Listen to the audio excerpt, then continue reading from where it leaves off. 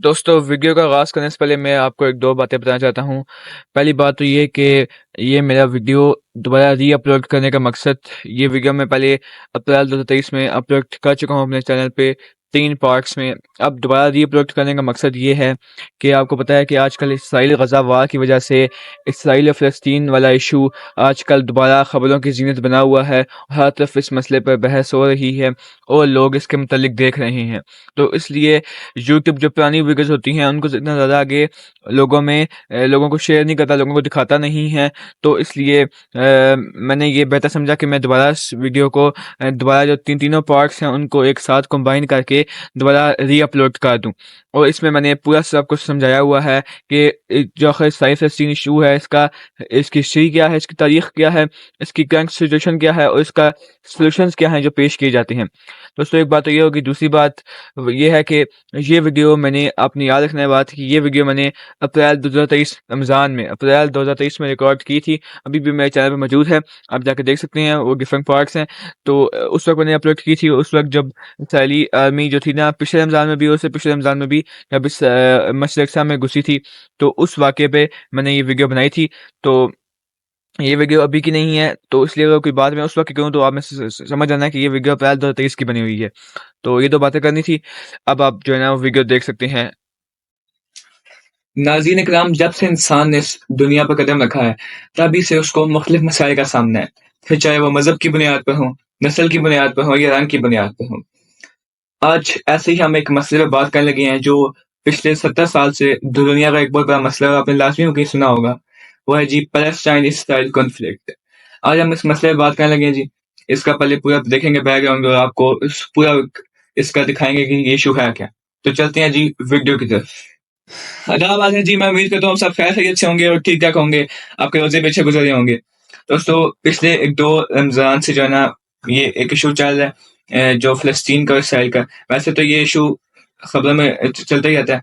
आपने काफ़ी वाक़यात सुने होंगे, लेकिन रमज़ान में पिछले साल भी रमज़ान में इश्यू आया था, इस साल भी रमज़ान में इश्यू आया है कि मस्जिद अक़सा में हुआ जो फिर रॉकेट्स फायर हुए हैं। तो आज की वीडियो बेसिकली ये है कि ये इश्यू है क्या? तो देखें, जब भी आपने किसी इश्यू को देखना होता है तो आप उसका बैकग्राउंड देखते हैं, उसका माज़ी देखते हैं कि इसका माज़ी क्या है, इसका हिस्ट्री क्या है इसकी। ठीक है जी? फिर आप सही आप चेक कर पाएँगे या बता पाएँगे कि इसका सॉल्यूशन क्या होना चाहिए। तो चलते हैं जी, इसके देखते हैं जी किस जो पूरा कॉन्फ्लिक्ट है, इसका बैकग्राउंड, इसका माज़ी क्या है।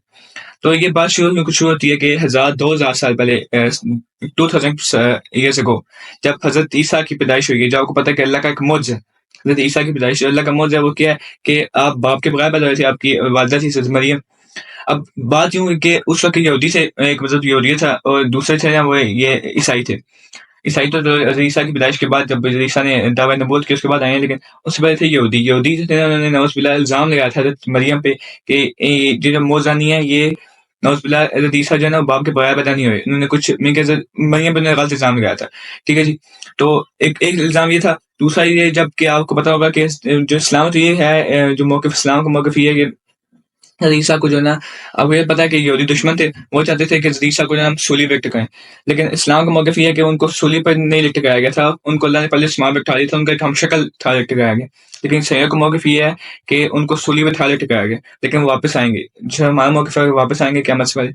तो जो सूली थी, आप देखा होगा जो कृष्ण की स्लेव होती है, वो उसको सूली, वो कहते हैं वो सूली थी जिसपे उसका यानी कि डिज़ाइन एक रेप्लिका है जिसपे हज़रत ईसा को सूली चढ़ाया गया था।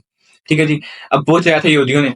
ये 2 पॉइंट्स हैं जिसके एक तो ये तो बहुत जो है ना अहम पॉइंट है जिसकी वजह से ईसाइयों की बहुत गहरी दुश्मनी थी यहूदियों से। ये जब दोस्त बने हैं, इनकी 1000-1500 साल तक दुश्मनी रही है, बहुत पक्की दुश्मनी रही है।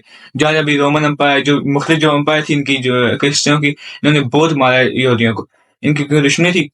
तो इस तरह का मैं एक वाक़या सुना चुका हूँ आपको, जो मैंने पिछली बनाई थी वीडियो इसराइल की, कि इनकी कितनी दुश्मनी थी, वो आप वीडियो देख सकते हैं। उसका मैंने लिंक दिया हुआ है नीचे डिस्क्रिप्शन में, कि उसमें ये बताया मैंने आपको कि पाकिस्तान एक्सेप्ट क्यों नहीं करता इसराइल को, हमारे तल्लुकात कैसे होने चाहिए इसराइल से। आप वो वीडियो लाज़मी देखें। उसमें मैंने ये बताया था कि हम इसको तस्लीम क्यों नहीं करते। ठीक है? उसमें ये सब मैंने सुनाया था। ठीक है? तो मैं अब बात को शॉर्ट करता हूँ कि इनकी बहुत दुश्मनी थी। 1000-1500 साल से तो इनको वो जहाँ देखते थे इनको मारते थे। क्यों कहते थे इन्होंने हमारे नबी हज़रत ईसा को मारा है, क्योंकि वो उनके लिए बहुत थे ना, वो उनके मुकाम रतबा रखते हैं ईसाईयत में। तो उन्होंने कहा कि इनको हमने नहीं छोड़ना, इनको बहुत मारा गया। तो ये पूरी दुनिया में फैल गए, जहाँ ईसाई थे इनको मारते थे, जिसकी वजह से कुछ यूरोप में चले गए, कुछ लोग चले गए जी, मुख्तलिफ बड़ासों में फैल गए, यानी कि एक जगह नहीं रही। इनको पे बहुत मार पड़ी, और हिटलर की मिसाल आपके सामने पिछली सदी में, ठीक है जी।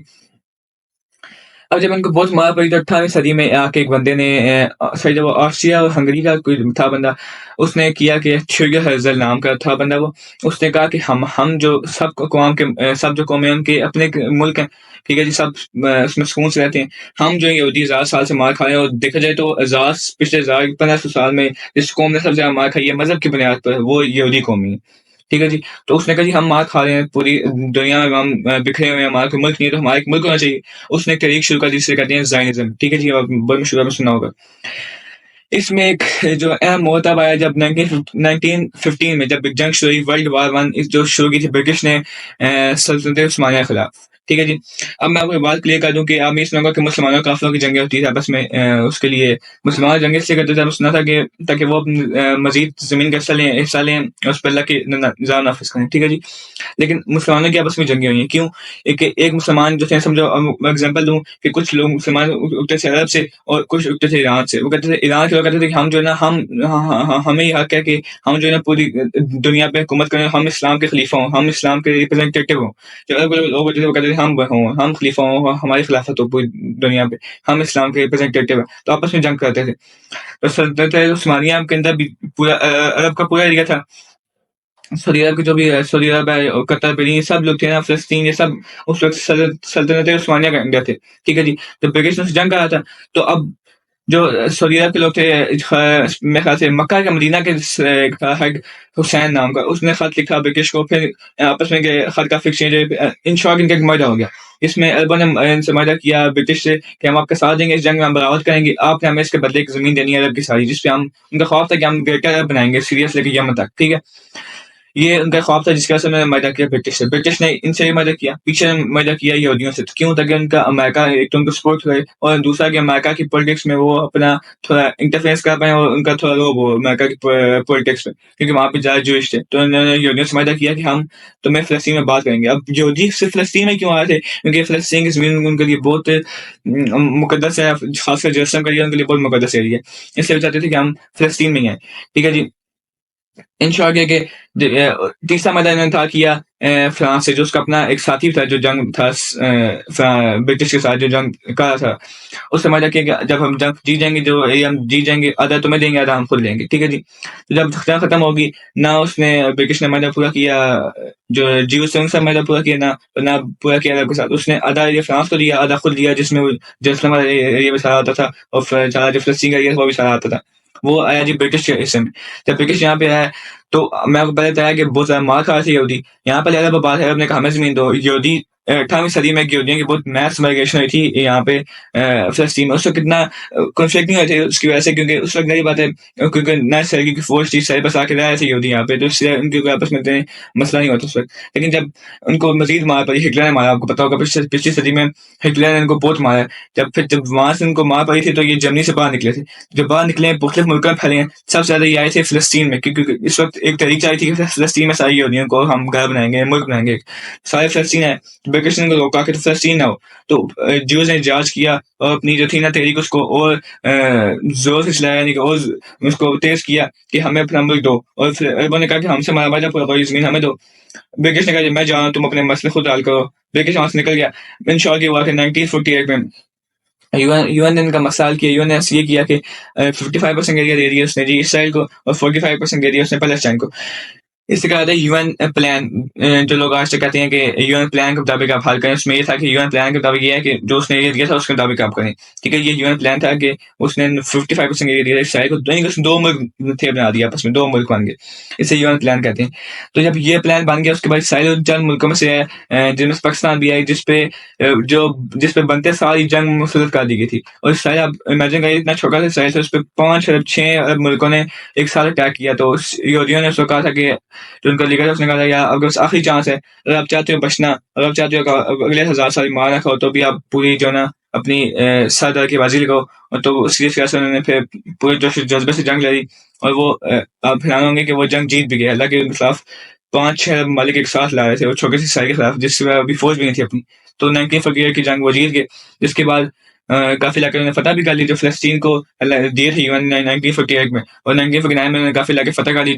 जब जंग हुई उसके नतीजे में उन्होंने काफ़ी इलाके फतह कर लिए, और वेस्ट बैंक और गजा जो है ना, जो 2 मशहूर इलाके हैं फ़लस्तीन के, वेस्ट बैंक उन्होंने दे दिया जॉर्डन को, और गजा दे दी उनको उन्होंने इजिप्ट को। इजिप्ट तो बगल लगता है इसराइल के साथ, ठीक है जी। ये जब उनको मिल गया फिर उसके बाद काफ़ी इनकी जंगें होती रहीं, क्योंकि देखें बेसिकली ये इशू जो है ना, ये फ़लस्तीन और इसराइल का नहीं, ये अरब इसराइल का इशू है। फ़लस्तीनी बेसिकली अरब ही हैं, तो फिर इनकी जंगें बाद में भी होती रही हैं, अरब कंट्रीज़ से मिल के लड़ रही हैं। 1967 में जंग हुई है, वो इम्पोर्टेंट है, 1973 में हुई है, लेकिन उसमें इतना खास कुछ नहीं हुआ।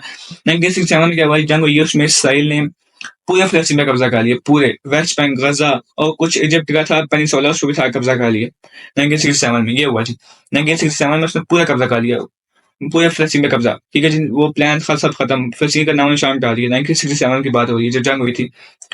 फिर क्या हुआ जी, 1964 में उससे पहले एक ऑर्गेनाइजेशन बन चुकी थी, पीएलओ जिसे कहते हैं, पैलेस्टाइन लिबरेशन ऑर्गेनाइजेशन, जो चाहती थी कि फ़लस्तीन को आज़ाद करो।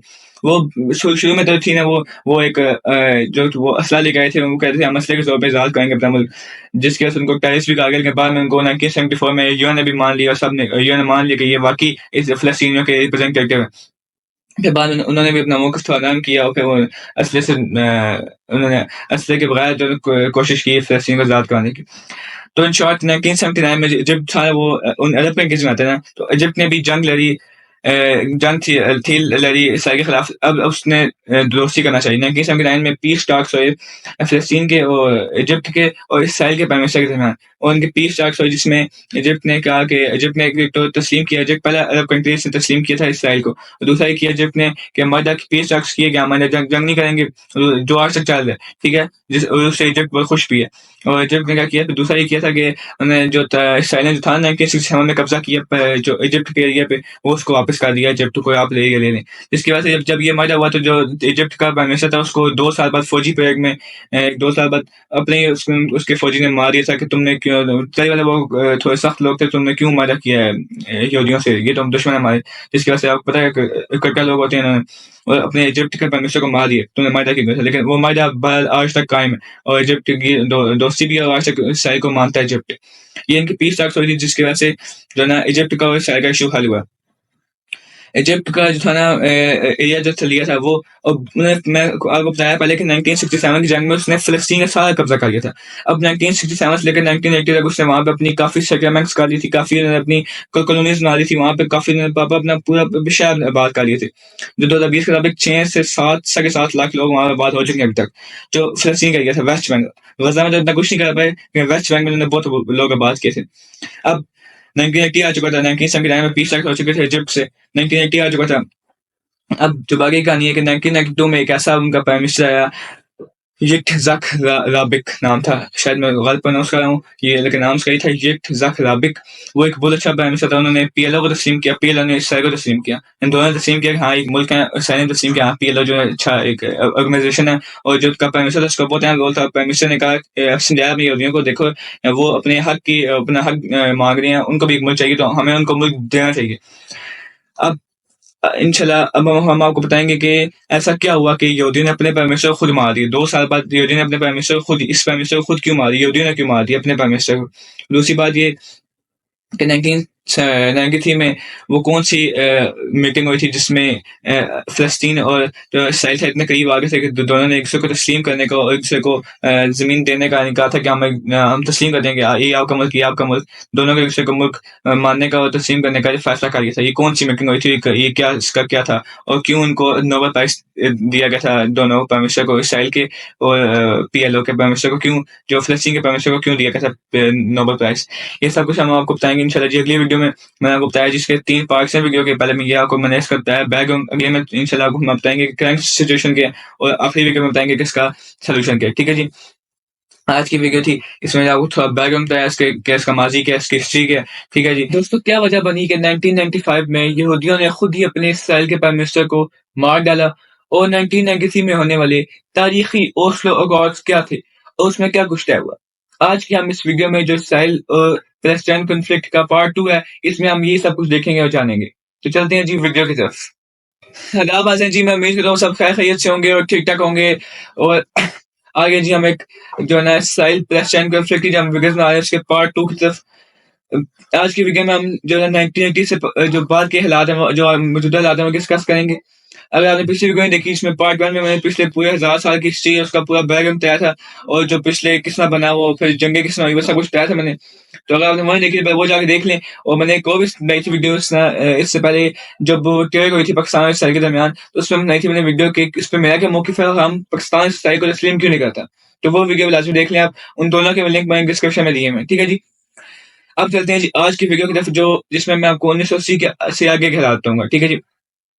मैंने बताया था आपको जी कि 1992 में इसराइल का एक अच्छे भाव से मिलती है उनको जो इनके साथ-साथ की बात करते हैं यित्ज़हाक राबिक। शायद मैं गलत प्रोनाउंस कर रहा हूँ, यित्ज़हाक राबिक। वो क्या कहते हैं जी, वो सबको समझाती हैं अपने लोगों को, अपनी कौम को समझाती हैं कि देखें जो पीएलओ वाले डिमांड कर रहे हैं, अपना मुल्क को भी सही डिमांड कर रहे हैं, उनको भी हमें उनको मुल्क देना चाहिए और हम हमारे पास भी हमारा मुल्क को दोनों हम इनके साथ हैं, ठीक है? तो उन्होंने पहली बार फिर इसराइल ने एक्सेप्ट किया पीएलओ को, पीएलओ ने एक्सेप्ट किया इसराइल को। अगर आपको नहीं पता पीएलओ क्या है, मैं पिछली वीडियो में बता चुका हूँ, जाके देख देख सकते हैं। ठीक है जी? ये एक्सेप्ट कर लिया। उसके बाद 1980 में ओस्लो अकॉर्ड्स यानी कि जो इसराइल के प्राइम मिनिस्टर थे, उस वक़्त फ़लस्तीन तो नहीं था, लेकिन जो फ़लस्तीन के जो उस वक़्त पीएलओ के जो हेड थे, उनकी आपस में मुलाकात हुई। ओस्लो अकॉर्ड्स जिसे कहते हैं मीटिंग हुई, उनका एग्रीमेंट तय हुआ कि हम एक-दूसरे के मुल्क को फिर 1967 की जो थी ना बाउंड्रीज़ उसको वापस उसने कर दी रिस्टोर कर दी सब कुछ जिस तरह पहले उनके ममालिक थे वो वापस उस पे चले गए पोज़ीशन पे। ये सब कुछ तय हुआ कि 1967 में जो थे ना फ़लस्तीन में वो पिछली जगह बताया था कि 1967 में जंग हुई थी जब तब इसराइल ने सारे फ़लस्तीन में कब्ज़ा कर लिया था, बल्कि इजिप्ट पे भी कब्ज़ा कर लिया था। तो इजिप्ट को तो 1979 में जब पीस हुए थे काक्स वापस कर दिया था जो उसका हिस्सा लिया था। लेकिन फ़लस्तीन ज़्यादा नहीं हुई, फ़लस्तीन को 1993 में जो ओस्लो अकॉर्ड हुए उसमें जो गज़ा की स्ट्रिप थी और जो वेस्ट बैंक था, ये 1993 में जो ओस्लो अकॉर्ड्स हुए हैं उनको लगातार किस साइड से उनको कहा दिया गया ये आपका मुल्क है। इसराइल ने तस्लीम किया कि ये पैलेस्टाइन है और पैलेस्टाइन ने कहा जी ये इसराइल को तस्लीम करते हैं, पीएलओ तो तीनों उसने तस्लीम कर लिया। यानी कि वो एक अलग फ़लस्तीन और इसराइल बन गया। अब किस में बना? वो यूएन पे नहीं बना जो यूएन ने 30 रेज़ोल्यूशन के इसके मुताबिक होगा वो जो 1967 उसके 1967 में बना। जो था ना 1967 में जो इलाके थे ना इसराइल के पास वो वही इसराइल को मिले और जो 1967 में थे ना फ़लस्तीन के पास वही इसराइल को मिले और फ़लस्तीन को मिले। तो अब सवाल ये होता है मैंने आपको पिछली वीडियो में बताया था कि 1967 से लेके जब जब तक ये मर्ज हुआ 1983 या 1980 तक इसमें बहुत सारे यहूदियों को जो थे ना इसराइल ने वहाँ के बाद किया था। क्यों? कुछ लोग तो खुद आबाद हुए थे क्योंकि उनकी मज़हबी अक़ीदत थी और कुछ लोग थे ना वो तो थोड़े जो कट्टर होते हैं वो तो खुद आबाद हुए थे आके ताकि वो समझते हैं कि हम इनको यहाँ से बाहर निकालें, ये शाहजहाँ हम यहाँ कब्ज़ा करें, बर्बाद करें यहाँ से। और कुछ जो है ना हुकूमतें जो हुकूमत थी इसराइल की उसने भी सहूलत दी थी, ज़मीनें सस्ती की जिसकी वजह से लोग वहाँ गए थे। अभी 2020 की रिपोर्ट के मुताबिक वहाँ पे 6 से साढ़े 7 लाख लोग वहाँ सेटलमेंट्स में आबाद हैं, जो कॉलोनीज़ नहीं है वहाँ पे। अब गज़ा की पट्टी में तो थे जो है ना, जो गज़ा की पट्टी है, जो इजिप्ट की तरफ है, वो वहाँ पे तो कोई आबाद नहीं हुए थे। लेकिन जो वेस्ट बैंक था, वहाँ पे काफ़ी लोग आबाद हो चुके थे। अब उसका हल क्या निकाला जाए? क्योंकि वो तो 15-20 साल लगभग इसराइल के पास आ रहा तो वहाँ वो लोग आबाद थे। अब अलग मुल्क तो बना दी 1993 में ओस्लो अकॉर्ड्स के ज़रिए और उनको तस्लीम भी कर लिया। लेकिन अब जो वो मसला की साल करें जो वहाँ पे इसराइली आबाद हैं, जो यहूदी आबाद हैं, उसका मसला इससे हल किया गया कि जब ये मर्ज लिखा गया तो उसमें मैंने बताया कि वहाँ पे ज़्यादा यहूदी आबाद थे, फ़लस्तीनी कम थे। तो ये किया गया कि 3 एरियाज़ में डिवाइड किया गया वेस्ट बैंक को। गज़ा की पट्टी पूरी फ़लस्तीन को मिली। वेस्ट बैंक को 3 हिस्सों में डिवाइड कर दिया गया, 3 हिस्सों में उसको तक़सीम किया गया। जो एक हिस्सा था उसको कहते हैं एरिया ए। एरिया ए पे कंट्रोल था सिर्फ़ फ़लस्तीन का कंट्रोल था, फ़लस्तीन की हुकूमत का, फ़लस्तीन की जो इंतज़ामिया सिर्फ़ उसका कंट्रोल है। एरिया बी में कंट्रोल होगा मिक्स यानी कि इसराइल भी कंट्रोल करेगा और फ़लस्तीन भी करेगा, मिलके करेंगे कंट्रोल। एरिया सी पे सिर्फ़ इसराइल का कंट्रोल होगा। ठीक है जी? ये सब कुछ है और मैंने आपको पिछली वीडियो में बताया था 1947 में जो यूएन ने किया था उसमें मैं एक चीज़ बताने लगा था कि जो 1947 में यूएन ने किया था ये डिस्ट्रीब्यूट के उसमें जेरूसलम को उसने किसी के कब्जे में नहीं दिया था। उसने कहा था ये तमाम मज़ाहिब के लिए मुक़द्दस जगह है तो इसलिए ये किसी के कब्जे में नहीं, ये इंटरनेशनल सारे लोगों की जगह है क्योंकि ये ईसाइयत के लिए और यहूदियों के लिए और मुसलमानों के लिए सबके लिए जो है ना एक मुक़द्दस जगह है। ठीक है? तो इसलिए ये इंटरनेशनल कंट्रोल में लेकिन ये इसराइल ने इसको नहीं माना था और इसराइल अभी भी और पहले भी ये इसराइल के कंट्रोल में जेरूसलम रहा है। जेरूसलम में 3 सेक्टर हैं मुख्तलिफ जो 3 एरियाज़ हैं, क्वार्टर्स हैं। एक जो यहूदियों का, ईसाइयों का, मुसलमानों का लेकिन सब पे कंट्रोल इसराइल का ही है। ठीक है जी? और जो बाकी वेस्ट बैंक है उसको ऐसे डिवाइड किया area A, area B, area C. वहाँ पे 1994 में पहली हुकूमत कायम हुई फ़लस्तीन में पीएलओ की और उस हुकूमत को कहते थे पीएनए पैलेस्टाइन नेशनल अथॉरिटी। ये पहली हुकूमत 1994 में आई। टूटे फूटे सब कुछ पीसेस मिले थे जिसपे ये हुकूमत कायम की और गजा की पट्टी मिली थी। ठीक है जी। अब 1994 में उन्होंने मुल्क बना लिया, लेकिन अब आपको पता है जो कट्टर लोग होते हैं वो तो दोनों तरफ होते हैं। उनका तो क्या है, वो जो अरबियों कहते हैं, जो फिलिस्तीनियों कहते हैं इसराइलियों को बंद करो, यहूदियों को यहाँ से बंद करो, यहाँ हम पूरा मुल्क अपना बनाएंगे। जो यहूदियों कहते हैं यहाँ से अरबों को बंद करो, ये तो हम सही जगह हमारी है, खुदा ने हमें दी है, यहाँ तो हम आबाद होने हैं, यहाँ हम आबाद होंगे, इनको यहाँ से बाहर निकालेंगे। तो ये कुछ हुआ, जब ये हुआ उसके बाद जो यहूदियों का सिलेक्शन आया वो ये आया कि 1995 में जो उनके प्रेसिडेंट थे और जो उनके प्राइम मिनिस्टर थे इसराइल के, जिन्होंने ये मायदा किया था उस लोग और जो फिलिस्तीन से नरमी दिखाई थी, उनको तस्लीम किया था, उसको एक यहूदी ने जाके सीधा इनके गन से उनको शूट कर दिया, उनको मार दिया वहाँ पे। ठीक है, इस तरह 1995 में वो उनको मार दिया गया। और उस तरह अब मुसलमानों को क्या हुआ, मुसलमानों में यहाँ ये हुआ फिलिस्तीन में कि 1993 में ये हुआ था, तो 1987 में उससे तकरीबन 6 साल पहले ओस्लो अकॉर्ड से एक हमास नामी तंजीम बनी थी, जो शुरू में तो वो थी कि उनका ये था कि हम मसला उठा करेंगे, और उनका शुरू में ये मौक़िफ़ था कि हम जो है ना, हम चाहते हैं कि यहाँ से सारी यहूदियों को निकालें, यहाँ सिर्फ एक फ़लस्तीन बने। लेकिन उनका मौक़िफ़ 2017 में चेंज हो गया, कहते हैं इसराइल भी हो, फ़लस्तीन भी हो। लेकिन उससे पहले बनी थी तब उनका मौक़िफ़ ये था कि सब पे हमारा कब्ज़ा हो, वो असले के ज़ोर पे हो। अभी भी उनके असले पे भी उनकी एक फ़ोर्स भी है, चूँकि उनकी फ़ोर्स भी उनकी है। जो चलाते हैं रॉकेट, और जो हमले को पलटें मिलती हैं आजकल के, जो हमले कर रहे हैं इसराइल पे, वो सब ये गजा की पट्टी से ये हमास वाले करते हैं। इनके पास थोड़ी सी फौज है, रॉकेट वगैरह इनके पास है। तो इनके पास, लेकिन इनका पॉलिटिकल स्ट्रक्चर भी है, ये इलेक्शन भी लड़ाते हैं, इसलिए इनको कुछ लोग टेररिस्ट मानते हैं, कुछ नहीं मानते। और कुछ लोग कहते हैं कि जिनका जो एक फौज है वो सिर्फ टेररिस्ट है, बाकी टेररिस्ट नहीं। तो इनके बारे में मुख्तलिफ मौक़िफ़ है लोगों का। तो ये 1987 बनी, तो इसने जब देखा कि हम पीएलओ ये मायदे आई, तो इसने पीएलओ को 1993 में कहा ये कि तुम क्यों इतने सेकुलर हो रहे हो, तुम क्यों इतना उनके साथ नरम रवैया दिखा रहे हो, उन्होंने तो हमारी ज़मीन पे कब्ज़ा किया, हम तो सारी ज़मीन वापस लेनी है। तो उन्होंने फिर वो भी शुरू हो गए। इसलिए फिर उन्होंने जब 1996 में दूसरे इलेक्शन हुए, तो उसका उन्होंने हमास से बॉयकॉट किया। और सिर्फ बॉयकॉट नहीं किया, उन्होंने मुख्तलिफ टेररिस्ट अटैक भी शुरू कर दिए, इसराइल में शुरू कर दिए, बॉम्बिंग कराना शुरू कर दिए, सुसाइड अटैक्स कराना शुरू कर दिए, खुदकुश हमला कराना शुरू कर दिए, जिसकी वजह से काफ़ी फिर टेंशन्स भी बढ़ी। ये सब कुछ था कि 2002 में यही हालात मज़ीद कशीदा होते हैं कि जब वो वहाँ के प्राइम मिनिस्टर को मार दिया गया 1995 में, और यहाँ पे जब हमास छुट्टी 2002 में बहुत वायलेंट प्रोटेस्ट देखने को मिले, और जिसकी वजह से जब सेटलमेंट थी वेस्ट बैंक में, जहाँ पर यहूदियों को बात किया गया था, कॉलोनीज थी, वहाँ पे फिर उस वक्त इसराइल ने बनाई थी दीवारें, ताकि अपने लोगों को बचा सके, क्योंकि हमास जो था वैसे तो वो गजा में था, लेकिन उसने अपने टैक्स वेस्ट बैंक में शुरू कर दी थी, जहाँ पे कॉलोनीज थी इसराइल की। तो इस यहूदियों पे, जिसकी वजह से इसराइल ने फिर अपने लोगों को बचाने के लिए वहाँ पे, क्योंकि उनके पूरे शहर बाहर है, वहाँ पे पूरा सिस्टम है उनका, 6-7 लाख लोग हैं, तो उन्होंने फिर उनके इर्द गिर्द दीवारें बनाई थी लोगों के इर्द गिर्द, और फिलिस्तीनियों को अलग किया था, और इसराइली को अलग किया था। और चेक पोस्ट से भी उसी वक्त में बनी 2002 में, जब बहुत ज़्यादा वायलेंट प्रोटेस्ट शुरू हो गए और हमले शुरू कर दिए हमास ने, खुदकुश हमले शुरू कर दिए, तभी चेक पोस्ट बड़ी जो आग देखते हैं, जब आपके लोग जाते हैं, दिखाते हैं कि वहाँ पर चेक पोस्ट चेकिंग होती है, बहुत तंग करते हैं।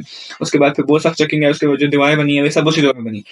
2002 में ये होता है, 2006 में जो है ना, हमास जो इलेक्शन जीत गया, थोड़ा सा था जीता मार्जिन से, फतह अब कहेंगे पीएलओ था, पीएलओ जो है ना, ये मुख्तलिफ पार्टीज को मिला के बनी हुई है। इसके अंदर एक फतह, इसकी एक इत्तेहादी पार्टी, आप कह सकते हैं इसे, वो फतह एक इसकी इत्तेहादी पार्टी है, वो थी ना जीती, वो वेस्ट बैंक में जीत गई, वेस्ट बैंक में नहीं, लेकिन थोड़े से मार्जिन से वो हारी थी इससे, हमास से, जिसकी वजह से 2006 में जो है ना, जब ये इलेक्शन हमास जीत गई, 2007 में फिर इन दोनों पार्टियों के लोग आमने सामने आए। क्यों? क्योंकि जो पीएलओ, यानी जो पीएलओ इसके हामी और फतह के जो लोग थे, वो चाहते थे कि हम असला उठाएं, हम आराम से बात करें, उनको भी मुल्क दें, अपना भी मुल्क लें। लेकिन जो यहाँ हमास के लोग थे, ये कहते थे कि हम असले के जोर पे उनसे उनको यहाँ से निकालें, सिर्फ हम अपना हमारा यहाँ मुल्क फिलिस्तीन हो। जिसकी वजह से 2007 में बैटल ऑफ गजा, यानी कि जो सिविल वार शुरू हो गई थी फिलिस्तीन में, बैटल ऑफ गजा जो दो पार्टियों के लोगों के दरमियान शुरू हो गई थी, यानी कि फिलिस्तीनी आपस में लड़ना शुरू हो गए थे, दोनों पार्टियों के आपस में, यानी कि जो पीएलओ के लोग थे वो लड़ना शुरू हो गए, फतह के लोग थे वो लड़ना शुरू हो गए थे जो हमास के लोग थे उनसे। फिर लेकिन आखिरकार जो गजा की पट्टी पे लड़ाई हुई थी, ये गजा स्ट्रिप पे, जहाँ से आजकल वो रॉकेट फायर होते हैं, तो वहाँ पे फिर लड़ाई शुरू हुई थी, जो फतह हार गया था। और फिर वहाँ पे आज तक उस वक्त से लेकर आज तक वहाँ पे सिर्फ हमास का कंट्रोल है, वहाँ पे हमास की हुकूमत है, हमास का कंट्रोल है, और वेस्ट बैंक पे जो है ना, वो पीएलओ या फतह का कंट्रोल है आज तक। 2007 में सिविल वार के बाद फिलिस्तीन दो हिस्सों में डिवाइड हो गया, जो गजा की पट्टी थी वो मिल गई जी हमास के कंट्रोल में आ गई, जिसको हमास से अपना एक किला बना रही समझे, जहाँ से वो हमले करता है शायद, जहाँ से वो सब कुछ करता है, नहीं कि उसकी पूरी प्रॉपर फौज है, जो मुनज़्ज़म फौज है। उसने मौक़िफ़ चेंज किया था में, उसने वो थोड़ा नरम हुआ, उसने मौक़िफ़ में लाई है तब्दीली। उसने कहा हम इसराइल को तस्लीम करते हैं, इसराइल भी जो होगा सारा फिलिस्तीन भी हो, और किस नक्शे पे हो, जो 1967 में था, उस नक्शे पे वापस से वास हो।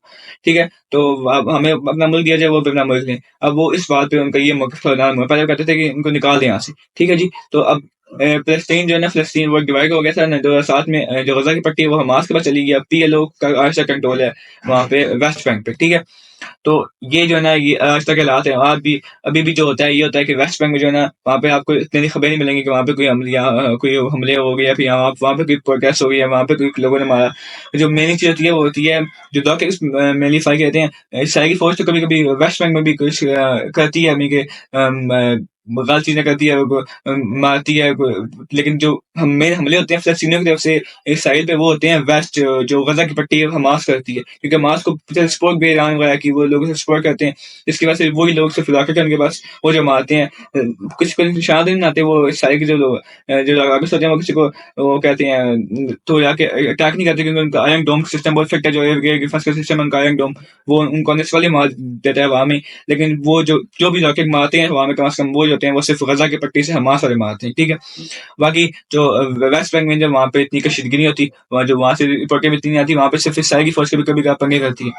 और बाकी जो ये जो मैंने आपको बताया ना कि जो सेटलमेंट्स है वहाँ पे, जो उन्होंने अपनी कॉलोनीज अपने शहर बात की, इसको सिर्फ ये नहीं है कि इसराइल ने जो बात करी तो किसी ने इस पे आवाज नहीं उठाई। इसको बाबा यूएन ने भी, बाकी जितनी भी दुनिया में ह्यूमन राइट्स की जो ऑर्गेनाइजेशन है, सब ने कहा कि इलीगल है, ये यूएन की जो 1947 की करारदाद के खिलाफ है। उन्होंने ये मैप नहीं दिया था, इन्होंने खुद आके बात की है, ये सब इलीगल है, इसको सब ने इलीगल करार दिया है, ठीक है? तो ये पॉइंट आपको ध्यान में होना चाहिए कि जो इसराइल ने बात की है वो इलीगल है, उसको सब इलीगल मानते हैं, ठीक है? तो अभी मैंने आपको हालात बयान कर दी 98 से लेके अभी तक मुझे मौजूदा हालात हैं। बस अभी ये होता है कि इसराइल कभी मामला करता है, बस जेरूसलम में कभी थोड़ा बहुत करता है पंगे, तो बस हमास वहाँ से क्या करता है, फिर हमास को मारते हैं। ये बस आजकल जो है ना फ़लस्तीन और इसराइल का ये इश्यू चल रहा है। और जाते हैं हम अपनी और आबादियाँ और करें, सेटलमेंट्स बनाएँ यहाँ पे, और बना भी रहे हैं वेस्ट बैंक में, और एक बंदे को वहाँ लेके जाएँ ताकि हमारे से वो एरिया भी उसके बीच में ले लें, इसराइल बना लें उसको।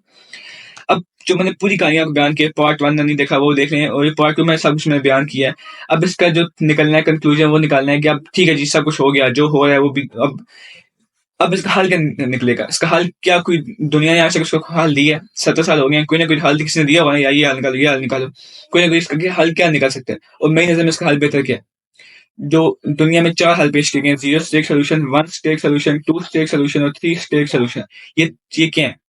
ये सब कुछ जो उसके सॉल्यूशंस हैं, ये इंशाल्लाह मैं आपको अगली वीडियो में जो उसका पार्ट 3 बनाऊंगा, उसमें बताऊंगा कि क्या हल पेश किए गए हैं और कौन सा बेहतर है सब में से। दोस्तों, पिछली 2 वीडियोस में मैंने आपको बताया था कि किस तरह इनकी आपस में शुरू से जंग चलती आ रही है। ये जंग अभी तक जारी होती है, कभी कभार कशीदगी बढ़ती है, जिसके बाद सीज फायर करा दी जाता है। तो सीज फायर तो करा दी जाता है, लेकिन इसका लॉन्ग टर्म हल क्या है? इसका कोई लॉन्ग टर्म सोल्यूशन क्या किसी की तरफ से दिया गया, और क्या कभी इस पे कोई अमल भी हुआ, कोई अमल करने की कोशिश की गई है? यही सब कुछ जानेंगे हम आज की वीडियो में, और ये भी जानेंगे कि इसका मेरी नजर में इसका क्या बेहतरीन हल है। तो ये सब कुछ देखने के लिए चलते हैं जी अपनी वीडियो की तरफ। अगर आप आते हैं जी, मैं उम्मीद करता हूँ सब खैरियत से होंगे और ठीक ठाक होंगे। आगे जी हम लास्ट पार्ट के साथ इसराइल पैलेस्टाइन कॉन्फ्लिक्ट की जो मैंने 3 पार्ट्स में बनाई है, इसकी पूरी एक सीरीज बनाई है, इसमें मैंने पहले एक्सप्लेन किया कि इसकी है क्या इशू। अब ये आखिरी वीडियो इसमें बताऊंगा कि इसका सोल्यूशन क्या दुनिया ने अभी तक प्रपोज किया है, क्या लोगों ने बताया अभी तक, और क्या इसका बेहतर सोल्यूशन है, ठीक है? इस पहले अगर आपने पार्ट 1 और पार्ट 2 में देखा, उसमें हमें पूरी इसकी हिस्ट्री बताई कि कैसे क्या हुआ अभी वहाँ पे, और क्या किसकी हिस्ट्री क्या इसराइल बना कैसे, इससे आपको जंगे वगैरह क्या हुई, वो सब कुछ में पार्ट 1 और पार्ट 2 में बताया गया। और एक और वीडियो बनाई थी मैंने जब टेक हुई थी पाकिस्तान और इसराइल के दरमियान, वो भी लाजमी देख लें। इसमें मैंने बताया था कि पाकिस्तान इसराइल को तस्लीम क्यों नहीं करता, पाकिस्तान इसराइल को तस्लीम क्यों नहीं करता, और क्या पाकिस्तान और इसराइल के दरमियान टेक तजारत होनी चाहिए, मेरा क्या मौक़िफ़ है इस पे, वो मैंने उस वीडियो में बताया था। इन तीनों वीडियोस का लिंक मैंने नीचे डिस्क्रिप्शन में दिया है, जाकर देख सकते हैं आप, ठीक है जी? अब चलते हैं जी आज की वीडियो की तरफ, जिसमें मैं बताऊंगा कि इसके क्या सोल्यूशन पेश किए गए हैं और कौन सा बेस्ट है। 4 सोल्यूशन मेनली पेश किए गए हैं, जो दुनिया ने किए हैं, प्रपोज भी किए हैं कि ये 4 सोल्यूशन हो सकते हैं। नंबर 1 सोल्यूशन जो है ना, वो मीन के जो कट्टर लोग हैं, वो सख्त लोग हैं, दोनों तरफ के, उन्होंने पेश किया 0 स्टेट सोल्यूशन, जिसको जो है इसराइल के लोग कहते हैं आसान लफ्ज़ों में, इसराइल के जो लोगों ने सख्त यहूदियों कहते हैं ये खुदा ने हमें दिया एरिया, तो इससे हम अरबों को बाहर निकालेंगे, ये अरब लोग हैं, ये लोग जाएँ अपने अरबी मुल्क में, ये सारा फ़लस्तीन हम लेंगे, यहाँ हम इसराइल कायम करेंगे, यहाँ कोई फ़लस्तीन नहीं होगा। दूसरी तरफ जो यहाँ पे कट्टर लोग हैं, जो फ़लस्तीन में वो कहते हैं यहाँ यहूदियों कोई नामो निशान नहीं होगा, उनको सालों यहाँ से बाहर निकालेंगे, यहाँ पे सिर्फ फ़लस्तीन होगा, यहाँ पे सिर्फ अरब होंगे, ये जाएँ वापस यूरोप में जहाँ से ये आए, ठीक है? ये है 0 स्टेट सोल्यूशन, लेकिन इसकी ना इतनी वैल्यू है और ना कोई जो कहते हैं उनको खुद ही पता है कि ये पॉसिबल नहीं है करना, ठीक है? ये जो लोग इसराइल की तरफ से कहते हैं, जो फ़लस्तीन की तरफ कहते हैं, दोनों को पता है कि ये करना पॉसिबल नहीं है, ठीक है? दूसरा सोल्यूशन क्या था जी, 3 स्टेट सोल्यूशन। अब अगर आपने मेरी पहली वीडियो देखी है, उसमें मैंने बताया था कि आपको 1947 की जंग के बाद, सॉरी 1948 की जंग के बाद, 1949 में जो गजा की पट्टी है वो दे दी गई थी इजिप्ट को, और जॉर्डन को दे दिया गया था वेस्ट बैंक सारा, यानी कि फलस्तीन खत्म हो गया था। तो इस तरह 3 स्टेट सोल्यूशन, यानी कि जो सही रहेगा, जो फलस्तीन के 2 पार्ट हैं, एक मुल्क को दे दिया जाएगा, दूसरा दूसरा मुल्क को दे दिया जाएगा। इसे कहते हैं 3 स्टेट सोल्यूशन। लेकिन ये भी पॉसिबल नहीं है, क्यों? क्योंकि इजिप्ट जो है ना उसका मायदा हुआ है इसराइल से, और वहाँ पे वो काफी पुरस्कून है इस मायदे के बाद। 1979 के बाद वहाँ पे काफी अमन सुकून है, वहाँ पे कोई टेररिस्ट अटैक वगैरह भी नहीं है, वहाँ पे काफी अमन शांति है, जिसको वो नहीं चाहते खराब हो, जिसकी वजह से अगर वो हमास से वाले एरिया को, यानी कि गजा की पट्टी को अपने अंदर लेते हैं इजिप्ट में, तो उनके मुल्क में भी बड़ा एक तो खतरा व दहशतगर्दी का, जिसकी वजह से उन्होंने खुद भी उनके सफीर ने क्या है इंटरव्यूज में कि हम किसी सूरत तैयार नहीं है लेने को गजा की पट्टी को, ये फलस्तीनियों का मसला है, वो इसे खुद हल करें, ठीक है, वो अपना अलग मुल्क है। और जॉर्डन के लोग, जॉर्डन की जो गवर्नमेंट है उसने भी ये कहा कि हम वेस्ट बैंक को लेने को तैयार नहीं है, क्योंकि इस तरह हमारी जो, अगर हम इतने ज्यादा लोगों को देंगे नेशनलिटी अपनी, तो हम उनको जॉर्डियन बनाएंगे, तो इस तरह जो हमारी नेशनलिटी है उसको नुकसान पहुंचेगा, जो हमारा मुल्क है उसकी साख को नुकसान पहुंचेगा, इसलिए हम उनको अपना नहीं मारे, ये लोग अपना खुद बैठ के बात करें, अपना अलग मुल्क बनाए। तो ये भी अभी कोई चांसेस नहीं है पॉसिबल होने के, ये भी कोई पॉसिबल नहीं है, ये इसके कोई चांसेस नहीं है कि ये हो सकता है। इसके बाद जो आखिरी 2 सोल्यूशन है, ये थोड़े से जो है ना, ये इन पे अमल हो सकता है। नंबर तीसरा सोल्यूशन जो है वो है 2 स्टेट सोल्यूशन। वो सोल्यूशन वो है जो, ये सोल्यूशन वो है जो इसराइल की परमिट से भी जो है ना काफी इसराइल के भी लोग करते हैं, जो सही नॉर्मल लोग हैं वो ये करते हैं, और जो फलस्तीन के लोग हैं वो भी करते हैं। पीएलओ का भी ये मौक़िफ़ है, और जो हमास है उसका भी, दो के पास यही मौक़िफ़ है।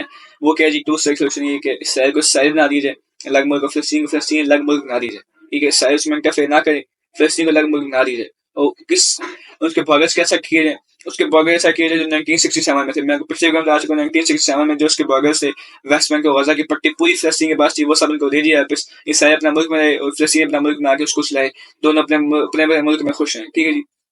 अब इसमें जो है ना इसका एक, ये तो जो आखिरी पॉइंट्स में बयान करूँ, तीसरा जो सोल्यूशन है, ये चौथा, ये थोड़ा इंपॉर्टेंट है, इसमें इसको ड्रॉबैक्स भी बयान करूँ। इसके जो ड्रॉबैक्स हैं या इसके जो उसमें जो थोड़े कमियां हुई हैं, कि अब जो वेस्ट बैंक है, गजा की पट्टी में तो आप फलस्तीन बना ले, लेकिन वेस्ट बैंक है वहाँ पे 7-8 लाख यहूदी आबाद है सेटलमेंट्स में, और जो वहाँ पे जो उन्होंने जो अपनी शहर बनाए, पूरे आबाद किए, वहाँ पे उनके लोग आबाद है, यहूदी आबाद है। अगर फलस्तीन बनता है तो इसका हल क्या निकालते हैं लोग, कि जो वहाँ पे जो आबादी हैं, जो वहाँ पे लोग यहूदी बसे हैं, उनका क्या हल निकाला जाए, इसका ये हल पेश करते हैं, जो 2 स्टेट सोल्यूशन लोग प्रपोज करते हैं, जो पेश करते हैं कि हम यहाँ पे 2 स्टेट्स होनी चाहिए। वो कहते हैं इसका ये हल निकाला जाए, जो लोग आबाद हैं, कि वो जो जमीन है जो यहाँ पे ये लोग आबाद हैं, वो दे दी जाए इसराइल को, और इसराइल से फलस्तीन की और जमीन ले ले, खाली जमीन ले ले, फलस्तीन ले ले।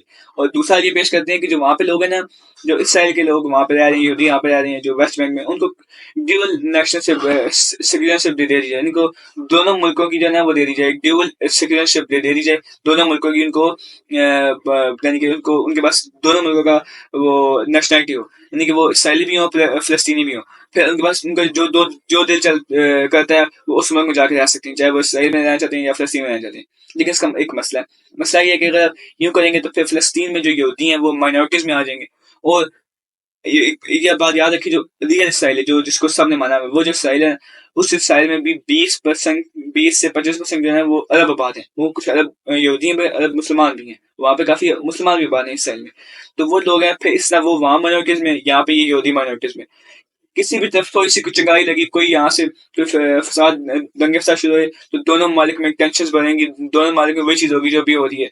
बस फिर जो अभी तो एक सिर्फ मुल्क को मसला था इसराइल को कंट्रोल करने, फिर दोनों मुल्कों को कंट्रोल करने में मसला होगा, फिर हम फलस्तीन को अपना होगा कि यहाँ किस तरह कंट्रोल करना यहूदियों को, यहूदियों मुसलमान यहाँ शुरू हो जाएगा, वो यहाँ पे ये यहूदियों को मारेंगे, फिर इसराइल में जो होगा ना वो फिर वहाँ मुसलमानों को मारेंगे। तो क्योंकि वो दोनों जगह यहाँ पे यहूदी माइनॉरिटीज में होंगे, वहाँ पे मुसलमान माइनॉरिटीज में होंगे, तो जो मेजोरिटीज होंगी वो फिर अपना हुक्म सुनाएंगे, ठीक है, जिसकी वजह से जो है ना जो दंगे फसाद हैं वो खत्म होने के मजीद भरने का इम्कान है। जिसकी वजह से ये सोल्यूशन जो है ना, इसमें ये बहुत बड़ा इख्तिराज है, जो सही जो इसमें जिसको सही इस पे इतराज किया जाता है, जो इसको मीन के इसकी वैल्यू कम करता है सोल्यूशन की, यानी कि इससे अच्छा भी सोल्यूशन पेश किया जा सकता है। और इससे अच्छा सोल्यूशन जो आखिरी सोल्यूशन है, जो मेरी नज़र में बेस्ट सोल्यूशन है, वो ये जी वन स्टेट सोल्यूशन। वो क्या है, ये मुझे पता है काफी लोगों को बुरा लगेगा कि क्यों हम ऐसा करें, काफी लोग मेरे खिलाफ बोलेंगे भी, आप कमेंट में अपनी राय दे सकते हैं कौन सा अच्छा लगा सोल्यूशन। लेकिन जो मेरी राय है ना, वो सबसे बेस्ट सोल्यूशन ये वाला है। मैंने इस पर वीडियो बनाई थी जो कि पाकिस्तान को साइबर तस्लीम करना चाहिए कि नहीं, पाकिस्तान साइबर तस्लीम क्यों नहीं करता, और हमारे कैसे चाहिए रिलेशन इसराइल के साथ, ठीक है। तो उसमें मैंने आपको ये बात तफसील से की थी, मैं थोड़ा शॉर्ट करूंगा, वो वीडियो जाकर देख सकते हैं। उसमें मैंने पूरा अपना मौक़िफ़ बयान किया था कि हमारा उनके लिए क्या नैरेटिव होना चाहिए, उन्होंने पूरा बयान किया था और क्यों होना चाहिए। इसमें मैं सिर्फ उनके शौक डालूँ कि जो वन स्टेट सोल्यूशन है वो ये है कि इसराइल और फ़लस्तीन को एक मुल्क बना दीजिए। उसका काफ़ी लोगों ने नाम भी शुगादी नाम काफ़ी लोगों ने इकसठीन एक नाम आया था अभी एक बंदे ने प्रपोज किया हुआ लोगों ने प्रपोज किया कि अगर आप दोनों एक मुल्क बनते उनका नाम इकसठीन रखा जाए। वो काफ़ी जंगे प्रपोज किए गए हैं कि ये जंगे होंगे इनके, लेकिन ये सोचना थोड़ा सा मुश्किल है क्योंकि लोगों को बात समझानी पड़ेगी क्योंकि दोनों तरफ के लोग हैं ना उनको बजाय सिवाय नफरत के कुछ नहीं मिलता है किसी के साथ देखने को। यहूदियों को ये मिलता है कि फ़लस्तीनी हमारे दुश्मन है, अरबी हमारे दुश्मन है, उनको सिर्फ व्हाट्सएप के जरिए और फेसबुक के जरिए ये चीज़ मिलती है कि तुम्हारे दुश्मन है जो मारते हैं। जो चाहे फ़लस्तीनियों को ये मिलता है कि देखो यहूदी हमारे दुश्मन है, ये मारते हैं इसराइली, ये तो हमारे पैदाइशी दुश्मन है। ठीक है जी, तो दोनों तरफ के लोगों को ये चीज़ मिलती है, इसलिए उनको एजुकेट करना। फिर जो सियासतदान है वो अपने भड़काऊ बयान कम दें, जो यहूदी हैं जब फिर जो फ़लस्तीनी है वो अपने लोगों को एजुकेट करें, कहें हम सारे मिलकर रहें ताकि देखिए इसमें कोई हर्ज नहीं है। नबी ने जब रियासत मदीना नहीं तो उसमें यहूदियों के साथ पहले जाके मारा किया, यहूदी हमारे साथ पाते वहाँ पे। तो यहाँ पे हम नहीं बात हो सकते क्या सी हमारी दुश्मनी है कि हम उनके साथ बात ही नहीं हो सकती। तो वहाँ से सोशल में एक फायदा ये है कि सब एक साथ बात होंगे तो इससे तो लोगों को समझ आएगी। एक भाईचारा बढ़ेगा माशरे में। दूसरा ये होगा कि एक अमन सुकून भी ज़्यादा लॉन्ग लास्टिंग आएगा। इस कम्युनिटी के अमन शांति इसके लिए हम सब सोल्यूशन निकाल रहे हैं, ढूंढ सोल्यूशन के लिए कि अमन आए, वहाँ पे सुकून आए, वो भी एक तो आएगा। दूसरा ये होगा कि वो जितना बजट अपने डिफेंस पे लगाते हैं, जितना जितना बजट लगाते हैं अपनी सिक्योरिटी पे, वो सब लगाएंगे एजुकेशन पे, हेल्थ पे, लोगों को सर्विसेज प्रोवाइड करेंगे, वहाँ के लोगों का लिविंग स्टैंडर्ड बेहतर होगा, उनको भी सहूलतें मिलेंगी कुछ।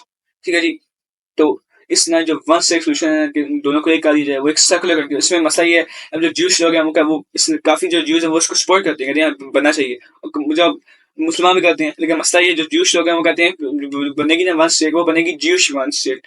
और जो मुसलमान लोग हैं वो कहते हैं इसको बनेगी इस्लामिक वन स्टेट, इससे खिलाफत भी कहते हैं, वो कहते हैं ये बनेगी इस्लामिक वन स्टेट, वो कहते हैं ज्यूश वन स्टेट।